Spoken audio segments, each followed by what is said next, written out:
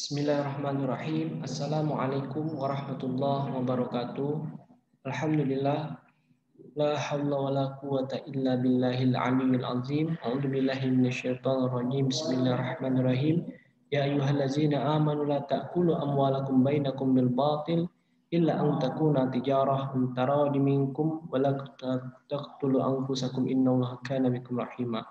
Alhamdulillah, segala puji bagi Allah. Pada hari ini kita bisa bertemu kembali melalui virtual ataupun secara daring. Insya Allah kita senantiasa dalam lindungan dan rahmat Allah Subhanahu Wa Taala. Salam dan salam mari kita curahkan kepada uswatun hasanah kita Nabi besar Muhammad Sallallahu Alaihi Wasallam, berikut kepada keluarga, sahabat dan para pengikutnya setia hingga akhir zaman. Mudah-mudahan seluruh mahasiswa STEBIS khususnya dan umumnya seluruh civitas akademika STEBIS senantiasa melaksanakan ataupun mentauladani dan juga mengamalkan sunnah-sunnah Rasulullah SAW sehingga kita layak mendapatkan syafaat di yaumil qiyamah. Amin ya rabbal alamin. Para mahasiswa yang dirahmati Allah Subhanahu Wa Taala, kita masuk pada pertemuan kesekian kalinya. Pada hari ini kita akan masuk pada materi perbedaan lembaga keuangan syariah maupun lembaga keuangan konvensional pada mata kuliah bank dan lembaga keuangan lainnya. Hari ini insya Allah tanggal 9 November 2020 kita akan membahas satu persatu tentang materi kita pada hari ini.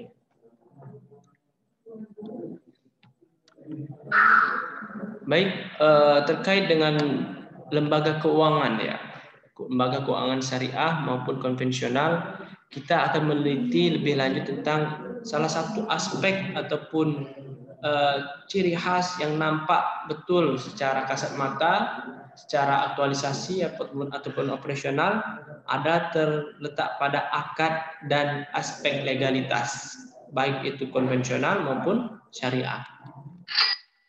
Jadi kalau kita lihat bahwasanya terkait dengan akad tadi ataupun kontrak ya yang dilakukan oleh lembaga keuangan syariah ataupun konvensional, maka akan kita dapati bahwa secara syariat Islam ataupun secara fikih jadi terbagi menjadi dua, yakni wa'ad dengan akad. Nah, apa itu wa'ad? Wa'ad hanya mengikat satu pihak saja. Nah, apabila pihak yang berjanji tidak dapat memenuhi janjinya, maka sanksi yang diterimanya lebih. Itu yang dimaksud dengan sanksi moral. Yang kedua akad. Akad ialah suatu kesepakatan yang mengikat kedua belah pihak yang saling bersepakat. Bila salah satu pihak ataupun kedua pihak yang terikat dalam kontrak itu tidak dapat memenuhi kewajibannya, maka mereka menerima sanksi seperti yang sudah disepakati. Jadi jelas ya, kalau wa'ad ini hanya satu pihak saja, mengikat satu pihak, tapi kalau akad ini dua belah pihak dan disepakati secara musyawarah. Kemudian dalam lembaga keuangan syariah, baik itu pegadaian, koperasi syariah, ataupun lembaga keuangan syariah ya, akad yang dilakukan memiliki konsekuensi, tidak hanya di dunia, bukan hanya kalau kita tinggal di Indonesia, tidak hanya di Indonesia saja hukum yang dipakai, tapi hukum akhirat atau ukhrawi. Jadi hukum Allah yang berlaku ketika kita bertransaksi di lembaga keuangan syariah. Karena kenapa? Semuanya itu berlandaskan hukum-hukum Islam, Al-Quran dan As-Sunnah. Kemudian ketentuannya, yang pertama adalah rukun. Jadi rukun ini wajib terpenuhi baru terjadi akad seperti itu. Jadi kalau tidak ada rukun, tidak sah secara transaksinya. Jadi rukunnya yang pertama adalah penjual. Ada yang menjual kalau dalam konteks jual beli ya. Yang kedua pembeli atau pelanggan atau konsumen. Yang ketiga barang atau produk. Yang keempat adalah price atau harga. Yang kelima adalah akad. Nah, kontrak. Nah, jadi akad atau ijab qabul ya yang dilakukan oleh kedua belah pihak. Adapun syarat-syaratnya, syarat yang pertama adalah barang yang diperjualbelikan wajib hukumnya halal seperti itu. Yang kedua terhindar dari barang-barang yang syubhat bahkan riba, bahkan haram seperti itu. Yang selanjutnya harga barang dan jasa harus jelas. Jadi seperti ini dalam konteks jual beli khususnya dalam penentuan harga jual itu harus ditelusuri dulu secara cost atau biaya-biaya yang sudah dikeluarkan, sehingga akhirnya seluruh biaya sudah dikeluarkan, harga modal HPP sudah dibuat, maka ditentukanlah margin yang ingin dicapai. Jadi barang atau jasa yang dijual atau diperdagangkan itu harus jelas ya. Selanjutnya tempat penyerahan harus jelas juga. Jadi sebenarnya untuk saat ini khususnya di lembaga keuangan syariah ya, memiliki yang namanya kantor representatif atau perwakilan. Kalau perbankan syariah ataupun pegadaian syariah semuanya pasti ada kantor representatif. Jadi ada tempatnya seperti itu. Yang selanjutnya, barang yang transaksinya harus sepenuhnya dalam kepemilikan. Jadi kalau misalkan secara akad jual beli ini khususnya di lembaga keuangan syariah, bahwa kalau dia menyediakan jasa atau menyediakan pembiayaan, jadi duit ataupun uang yang dimiliki oleh perbankan itu atau lembaga itu harus 100% punya mereka, bukan duit bukan pihak orang lain, tapi memang harus sepenuhnya ya, ini statementnya adalah sepenuhnya punya mereka, seperti itu. Baik. Kemudian kita akan masuk pada perbedaan yang mencolok juga dalam dunia bisnis dan usaha yang dibiayai seperti apa ya. Jadi kalau kita lihat dalam landasan syariah dan landasan hukum kontinental maksud saya, mohon maaf. Jadi kita di Indonesia ini memiliki yang namanya undang-undang, landasan hukum dalam hal melakukan sesuatu hal khususnya dalam lembaga keuangan syariah.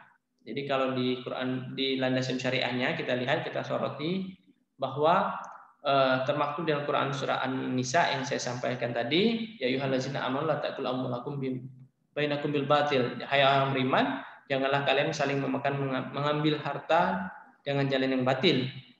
Ya, kecuali dengan jalan perniagaan.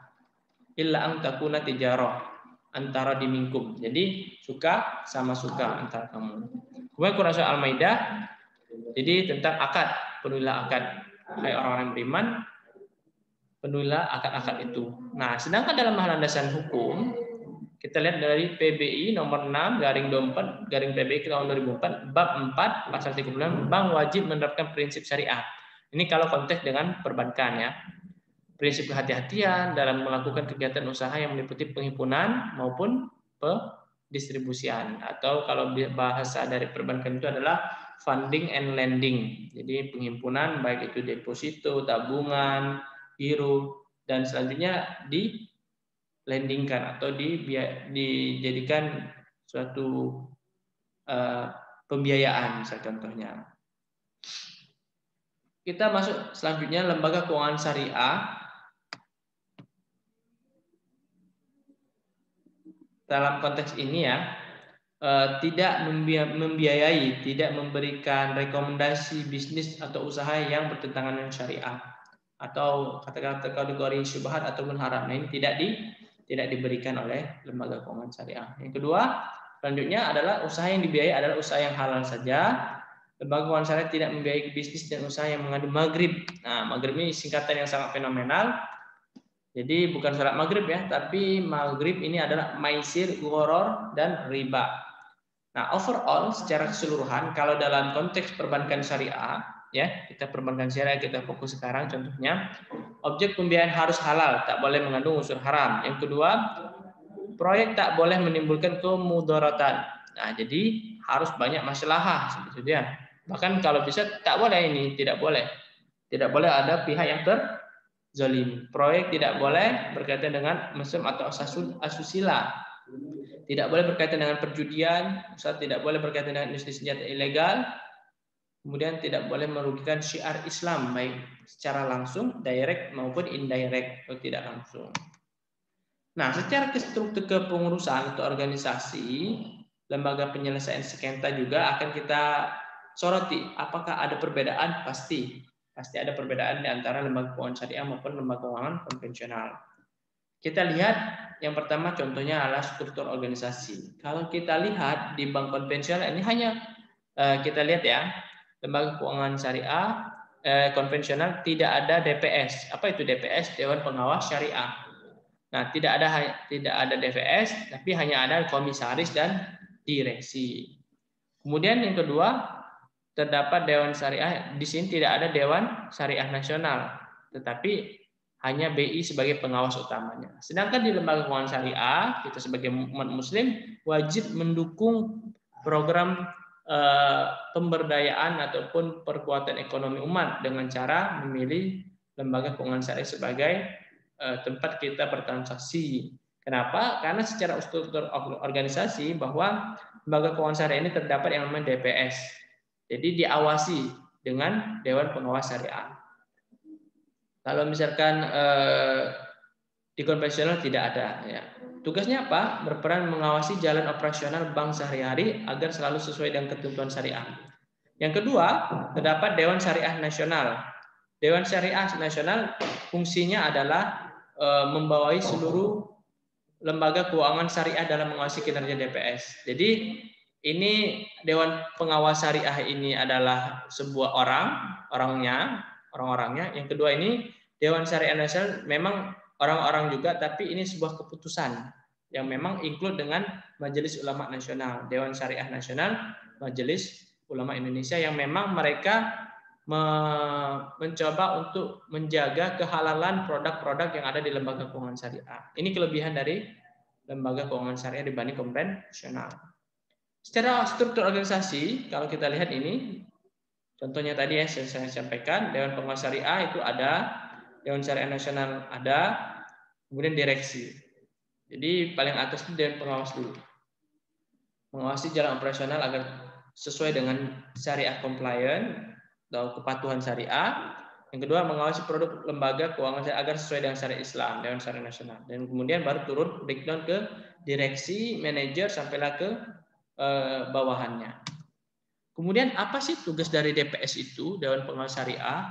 Ya, kalau kita lihat, membuat persetujuan garis panduan operasional produk perbankan syariah. Kalau di perbankan syariah, tidak hanya perbankan syariah, tapi di lembaga keuangan syariah yang lainnya, pegadaian syariah, koperasi syariah, leasing syariah, dan lain-lain, sesuai dengan ketentuan yang telah disusun oleh Dewan Syariah Nasional. Kemudian yang kedua, membuat pernyataan secara berkala pada setiap tahun tentang perbankan syariah ataupun lembaga keuangan syariah yang berada dalam pengawasannya. Yang ketiga, Dewan Pengawas Syariah wajib membuat laporan annual report. Kemudian yang keempat, Dewan Pengawas Syariah juga berkewajiban meneliti. Jadi meneliti, mengembangkan dari produk yang mereka akan berikan fatwa itu. Nah, ini secara alur mekanisme kerja Dewan Pengawas Syariah. Jadi rapat dulu dia sama bagian direksi dan departemen, pimpinan-pimpinan departemen, bidang-bidang. Kemudian ini maksud saya dari bawah ya, jadi di awal ya, di awal ada yang namanya departemen atau bagian, yang mana mereka mengusulkan kepada direksi. Kemudian direksi mengajukan rancangan produk yang sudah ada, misalkan mudharabah. Setelah itu baru si DPS ini bersama direksi bagian departemen lainnya untuk mencoba meneliti apakah ini sesuai dengan syariat Islam atau tidak. Kalau belum, bagaimana caranya produk ini bisa halal. Nah, kalau memang tidak bisa, ditolak. Tapi kalau memang bisa ada akad yang dimasukkan, maka dia akan dilaksanakan. Langsung dijawab, oke, di ACC, turun lagi ke pihak direksi, langsung diinstruksikan kepada bagian atau departemen terkait. Dan selanjutnya adalah Dewan Syariah Nasional, DSN disingkat, dibentuk pada tahun 1997. Nah, jadi sebelum adanya reformasi. Dan mereka merupakan hasil lokakarya Reksadana Syariah pada bulan Juli tahun 1997. Lembaga ini merupakan lembaga otonom di bawah MUI. Nah, jadi Majelis Ulama Indonesia memiliki lembaga sendiri, otonom secara otonomnya dia memiliki wewenang sendiri, maksudnya dipimpin oleh Ketua Umum MUI dan juga Sekretaris ex officio. Tugasnya mengawasi semua produk, kemudian menjaga kesatuan pelaksanaan syariah, kemudian Dewan Syariah bertugas meneliti ulang dan memberikan fatwa.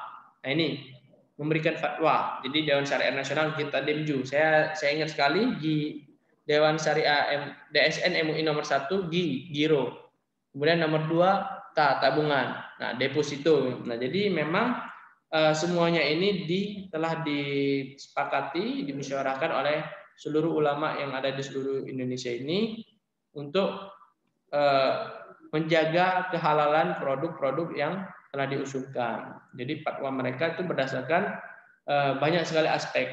Jadi juga saya informasikan bahwa Dewan Syariah Nasional ini memiliki banyak anggota, salah satunya memang ulama-ulama dari berbagai ormas, kemudian praktisi dan juga akademisi. Ada 3 unsur, ya, praktisi, akademisi, dan ulama-ulama, seperti itu.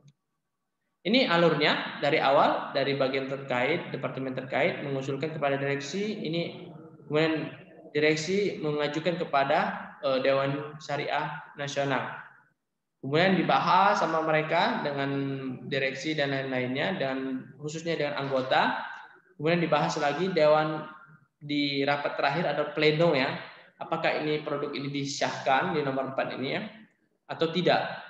Ternyata disahkan. Misalkan saya contohkan tadi Giro disahkan, ternyata langsung dikembalikan lagi ke Badan Pelaksana Harian Dewan Syariah, turun lagi ke wakil, kemudian turun lagi ke direksi dan diinstruksikan dan sosialisasikan ke masyarakat bahwa produk Giro ini boleh, seperti itu. Nah, secara aspek lembaga penyelesaian sengketa juga terdapat perbedaan secara signifikan antara lembaga keuangan konvensional dan syariah. Kalau kita lihat, kalau misalkan bank, ya, ataupun lembaga keuangan konvensional itu nasabah dengan bank, ketika ada sengketa dia langsung ke pengadilan negeri. Akan tetapi kalau dia di bank syariah, dia nasabah dan bank syariah misalkan atau lembaga keuangan syariah lainnya, dia harus diputuskan oleh Basyarnas. Apa itu Basyarnas? Panjangan dari Badan Arbitrase Syariah Nasional. Jadi kalau kita lihat, ya, di lembaga keuangan syariah secara penyelesaian sengketanya, lembaganya, jika terdapat teknis, ya, secara teknis, jika terdapat perbedaan atau perselisihan antara bank atau lembaga keuangan dengan syariah dengan nasabahnya, kedua belah pihak tidak menyelesaikan di peradilan negeri, tetapi dengan step-step yang harus dilakukan. Contoh musyawarah dulu, mungkin kalau misalkan tidak bisa secara kekeluargaan, ya, mungkin secara manajemen lembaga akadnya sudah jelas, akan tetapi mungkin si pihak nasabah tidak bisa membayar pembiayaan, maka langkah selanjutnya adalah dengan cara kekeluargaan, kemudian dengan cara musyawarah. Kalau tidak ada, baru dia masuk ke hukum-hukum syariah yang saya sampaikan di awal, adalah dia langsung masuk ke Basyarnas kalau memang itu tahap terakhir. Tapi sangat disarankan kalau di lembaga keuangan syariah secara kekeluargaan dulu dipecahkan. Kalau tidak musyawarah, sudah itu baru ke hukum tertinggi di lembaga keuangan syariah. Yang kedua, mengatur hukum materi dan prinsip syariah di Indonesia disebut BAMUI, Badan Arbitrase Muamalah Indonesia, yang diberikan oleh Kejagung atau Kejaksaan Agung Republik Indonesia dan Majelis Ulama Indonesia. Sedangkan di konvensional, jika terdapat perbedaan perselisihan antara bank dan nasabahnya, kedua belah pihak menyelesaikan langsung. Jadi mereka langsung to the point, ya, tidak ada tahapan-tahapan, sehingga ya langsung dipecahkan di peradilan negeri. Nah, ini sejarah dari lembaga. Jadi pemutusan sengketa tadi sejarahnya di tahun 2003. Lebih spesifiknya di SK MUI nomor 9 MUI 8/2003 tanggal 24 Desember 2003 menetapkan bahwa mengubah nama Badan Arbitrase Muamalah Indonesia menjadi Basyarnas, Badan Arbitrase Syariah Nasional. Yang kedua, mengubah bentuk badan dari yayasan menjadi badan yang berada di bawah MUI dan merupakan perangkat organisasi.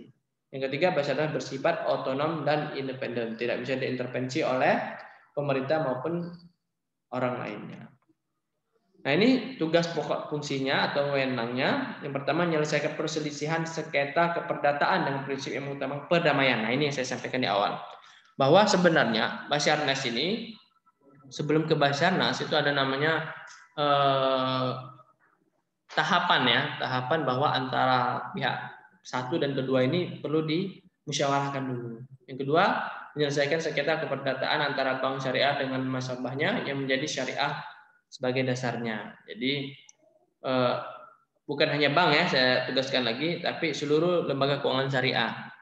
Kemudian yang ketiga, memberikan pelayanan penyelesaian yang adil, cepat dalam sengketa muamalah yang timbul dalam bidang perdagangan, industri, jasa, dan lain-lain. Jadi banyak sebenarnya yang ditangani ataupun diwenangi oleh Basarnas ini. Yang keempat, atas permintaan pihak dalam suatu perjanjian dapat memberikan suatu pendapat mengenai suatu persoalan berkenaan dengan perjanjian tersebut. Itu juga dia by request. Tapi kalau requestnya sesuai dengan perjanjian seperti itu ya. Jadi dia juga bisa memberikan pendapat ya, memberikan pendapat pandangan seperti itu. Kemudian kita lihat selanjutnya adalah amandemen Undang-Undang Peradilan Agama, Pengadilan Agama. Nah, ini juga masuk include di dalam lembaga keuangan syariah. Termaktub di dalam pasal 55 ayat 1 Undang-Undang Nomor 21 Tahun 2008 berbunyi penyelesaian sengketa perbankan syariah, khususnya ya, ini kalau spesifik ini kalau pasal ya, tidak bisa digeneralisir, dilakukan oleh pengadilan dalam lingkupan peradilan agama. Jadi kalau kita secara umum ya, differentiation of Islamic financial and conventional finance itu adalah yang pertama secara umum ya, melakukan investasi yang jelas hukum dan halal dan haramnya. Sedangkan ini tidak jelas konvensional.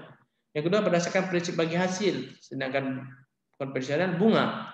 Misalnya disepakati waktu akad dengan berpedoman pada untung rugi, kalau yang dikonven harus untung. Dia tidak memikirkan namanya profit and loss sharing, untung dan rugi. Nah ini kalau di syariah dipakai. Besar rasio didasarkan pada besarnya keuntungan yang diperoleh. Kalau ini tidak, pembagian hasil didasarkan pada modal yang dipinjamkan, bukan keuntungan. Kalau misalkan rugi bagaimana? Nah ini yang seharusnya tidak diperbolehkan dalam Islam. Jadi kalau untung ya seharusnya dibagi. Dan pun kalau rugi ya harus dibagi. Yang selanjutnya jumlah pembagian laba meningkat sesuai dengan meningkatnya keuntungan. Nah kalau di konvensional dia kadang naik, kadang ngambang, kadang turun bahkan ya. Kemudian jumlah pembagian meningkat, oke, sama tadi. Kemudian rasio tidak berubah selama akad masih berlaku. Pembayar bunga besarnya tetap tanpa pertimbangan untung rugi. Sedangkan yang konvensional ini jumlah bunga tidak meningkat walaupun keuntungan meningkat. Nah, jadi tidak ada perubahan seandainya di konvensional ini memiliki peningkatan secara keuntungan, tapi tidak ada bagi hasil ataupun pembagian bunga yang setara dengan peningkatan itu. Jadi flat. Sedangkan kalau di syariah dia ya kalau dia untungnya lebih harus dibagi lebih gitu ya. Dan yang terakhir adalah ketika rugi ditanggung bersama. Tapi kalau di konvensional ketika rugi ini ditanggung oleh nasabah. Nomor 3, profit oriented dan pencapaian falah. Apa itu falah? Kemaslahatan, kesejahteraan baik dunia maupun akhirat. Sedangkan di konvensional profit oriented saja atau pikir untung saja seperti itu. Yang keempat, hubungan dengan nasabah dalam bentuk kemitraan. Jadi ada mitra, kerjasama. Sedangkan dalam konvensional hubungan dengan nasabah dalam bentuk kreditur dan debitur. Kalau di perbankan konvensional misalkan. Nah, jadi dia antara dua belah pihak ini ya secara proporsional saja, tidak ada unsur-unsur kekeluargaan. Tidak lebih dari situ, gitu ya. Yang kelima, penghimpunan dan penyaluran hak dana harus sesuai dengan syariah compliant yang sesuai dengan fatwa Dewan Pengawas Syariah. Ini tidak ada dewan sejenis ini. Jadi dia terserah mau menghimpun, menyalurkan kemana saja, itu terserah. Nah ini di konvensional. Sedangkan di syariah ada dewan fatwanya. Ini perbedaan berdasarkan karakteristik. Nah ini bisnisnya ya. Kita harus pahami betul bahwa kalau kita bahas tentang bank syariah misalkan ya, dalam kerangka bisnis ya konteksnya. Jadi lembaga keuangan syariah ini berdasarkan pada nilai-nilai Islami, menjadikan maslahah sebagai tujuan pencapaian falah. Jadi bukan hanya pribadi tapi kemaslahatan lebih dari satu orang saja, bahkan umat seperti itu. Yang ketiga, meninggalkan segala bentuk aktivitas yang bertentangan dengan agama. Sedangkan kalau konvensional, prinsip ekonomi barat. Jadi Kalau orang Barat banyak ya sistemnya ya, kapitalis dan lain-lain segala macam. Kegiatan bisnis dilandaskan pada orientasi keuntungan tadi, profit oriented saja, untung saja. Nah, kemudian kita dari segi landasan hukum syariah, hukum undang-undang perbankan. Ini di lembaga hukum syariah. Kalau di sini di konvensional hanya perbankan saja, tidak ada hukum syariah. Imbalan hasil, prinsip bagi hasil dan pembagi keuntungan yang jelas.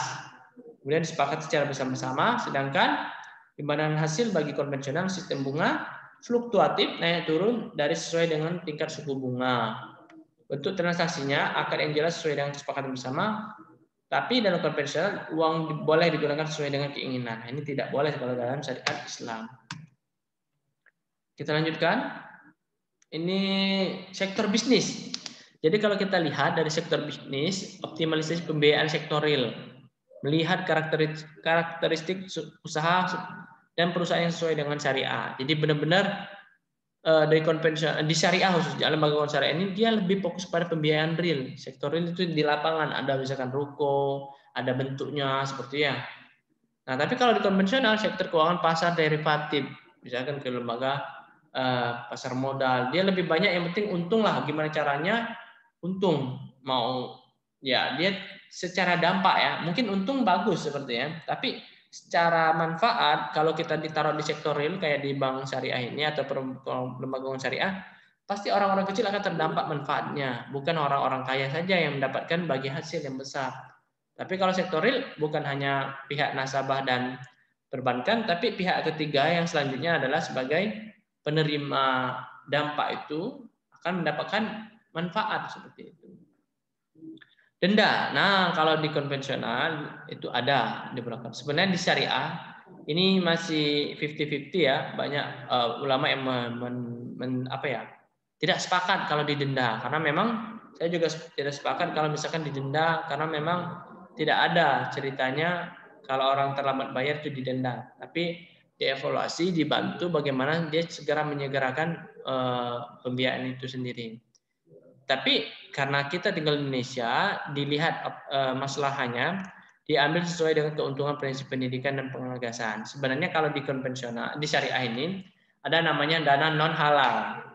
Nah, apa itu dana non halal? Yaitu dana-dana denda, dana-dana yang memang pihak nasabah tidak bisa memenuhi secara kesepakatan. Misalnya tanggal 1 pembiayaan itu harus dibayar cicilannya. Ternyata dia tidak bisa. Nah, itu diadakan denda, tapi denda yang dilakukan itu tidak besar, dan juga ketika dalam posting jurnal itu tidak dijadikan untuk keuntungan, tapi diberikan untuk dana sosial atau DSKL. Apa itu DSKL? Dana sosial kemanusiaan lainnya. Nah, jadi itu ya. Itu sebagai bukan pendapatan. Kalau denda, jadi benar ya saya sampaikan tadi, bukan pendapatan tapi dari masuk kepada CSR kalau dalam perusahaan, kalau dalam lembaga keuangan ini biasanya dalam bentuk di akuntansinya dana non halal. Jadi tidak boleh diambil, tapi dibolehkan untuk sosial. Sedangkan di konvensional dihitung sebagai dari pendapatan. Jadi bunga terlambatan orang itu, denda orang itu diambil jadi keuntungan. Nah, ini konvensional. Sedangkan yang syariah selanjutnya adalah penyelesaian sengketa, pengadilan dan badan arbitrase syariah. Kalau di konvensional, pengadilan dan arbitrase saja. Hubungan bisnis, kemitraan, pedagang dan penjual, kemudian kreditor dan debitor. Sedangkan kemudian pelayanan etika bisnis Islam, kalau di konvensional profit oriented, orientasinya keuntungan saja. Kemudian pengawasan, manajemen prudensial, manajemen syariah, sedangkan kalau di konvensional hanya prudensial manajemennya. Nah, ini yang paling fenomenal, yang paling sering ditanyakan oleh beberapa orang, bahkan orang awam pun selalu menanyakan tentang apa sih perbedaan sistem bunga dan bagi hasil. Nah, hari ini insya Allah kita akan bahas. Jadi kita coba lihat dulu ya. Hal yang pertama misal penentuan besar imbalan. Kalau dalam sistem bunga itu sebelum. Nah, kalau dibagi hasil tidak bisa kita menentukan berapa imbalan yang harus kita lakukan seharusnya. Tapi kita bisa yang namanya memprediksi kira-kira segini Pak Bu. Tapi nanti pada saat ini akan diinformasikan sesuai dengan berapa untungnya. Kalau rugi nggak bisa dibagi hasil kan seperti itu. Nah, kalau di syariah, bahkan kalau dia rugi, maka dia bagi hasil juga sebenarnya di loss sharing-nya. Sistem imbalan bunga atau besarnya nilai rupiah kalau di syariah itu pembagiannya misal ada sesuai dengan kesepakatan bisa 40-50, 40-60, 70-30 tergantung dari kesepakatan. Kalau kerugian ditanggung nasabah, kalau di syariah ditanggung kedua belah pihak. Penghitungan imbalan dari jumlah pembiayaan. Kalau ini dari hasil keuntungan kalau di syariah.